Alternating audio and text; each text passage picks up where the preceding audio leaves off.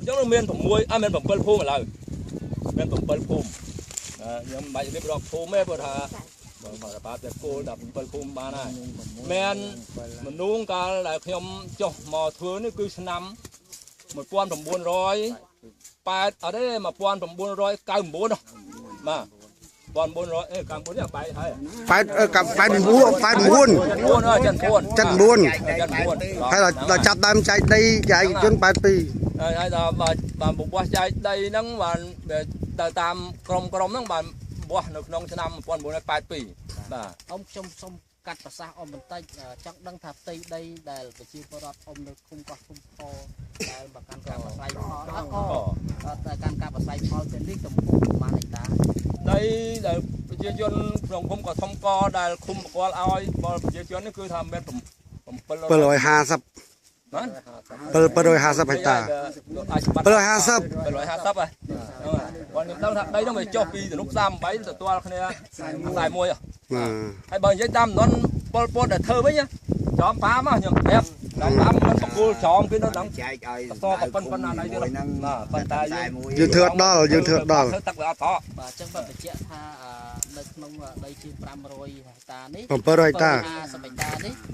trời bán nhà thô cà phê chuyển non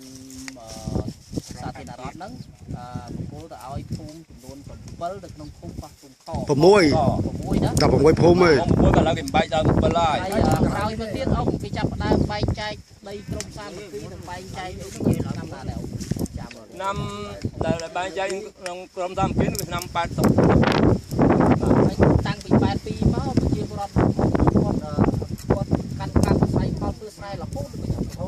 vừa sai là hốt mà cho mà hai chịประมาณnămនេះដោយសារទឹកអាងហើយនឹងអត់ដាច់ទៅនប់អាងអស់ទៅអត់មានទឹកធ្វើពេលដែលអាងភ្លេងទៅហ្នឹងឆ្នាំ1983ដែរចិត្ត93ធ្វើ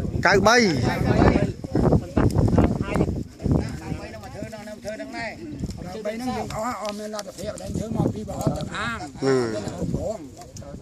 ចង់អត់ទៅយើងជាជនមិនអាចធ្វើកើតហើយក៏ផ្អាសិនមានបោះបងទេសិនរហូតមកដល់2005ដល់2005ចាប់ដើមដីនឹងលក់គេលួចលក់ហើយចាប់ដើមដីនេះគេលួចលក់បានន័យថា2005ចាប់ដើមលក់ដីទីណាអញ្ញាធរឃុំភូមិបានក៏ខំកុំយើងពលបានយើងទៅកត់ខំកបានហើយយើងនៅខាងយើងយើងហើយពេលនោះយើងចាប់យើងពេលដែលដឹងថាយើងមានការតវ៉ាយ៉ាងមិនដែរតវ៉ាឡើយបានថាគាត់រហូតដល់ថ្នាក់ជាតិនោះហើយអត់ដោះស្រាយឲ្យអត់មានដោះស្រាយទេហើយរហូតដល់ពេលនេះដល់ពេលរយៈពេលប្រហែលជាឆ្នាំ11ឆ្នាំហ្នឹងណាបាទ11ឆ្នាំហើយដល់សារអត់មានដោះស្រាយពីបរិបទក៏បានផងគ្នាចុះបានកាត់ការដើម្បីក្នុងគោលបំណងបង្កប្រកាន់ផលវិញចឹងគេណាចូលជួយបន្ថែមទៅក្រោយของខ្ញុំផងខ្ញុំចាប់តែរឿងអត់ទៅបានគេណាចូលអាចជួយទៀតគាត់ហ្នឹងវិជាដីទាំងអស់100តានេះគឺគាត់ជាដាក់ថែមទៀតហ្នឹងថាតើបែងចែកគ្នាយ៉ាងម៉េចដែរណាការចែកក្នុងដីនេះខ្លួនមកតាមក្នុងគូស្រាមួយដែលកើតក្នុងឆ្នាំ1982បាទចឹងគាត់បានកើតក្រោយអត់បានទេហ្នឹងដែលជឿចំបែ2ឯងបាទអត់មានចំណាយបាទចំបែ2បាទចឹងឥឡូវនេះជាចុងក្រោយដើម្បីកុំឲ្យវែងឆ្ងាយចង់ឲ្យអ៊ំដែលជាតំណាងជាបរិបទហ្នឹងបញ្ជាក់ពីគោលបំណងឲ្យបានច្បាស់បន្តិចថាមកពេលនេះមកដើម្បីអីហើយចង់បានអីមកជួយមានប្រសាសន៍មកខ្ញុំយកសលេងចង់បានដីនេះមកបង្កបង្កើតផល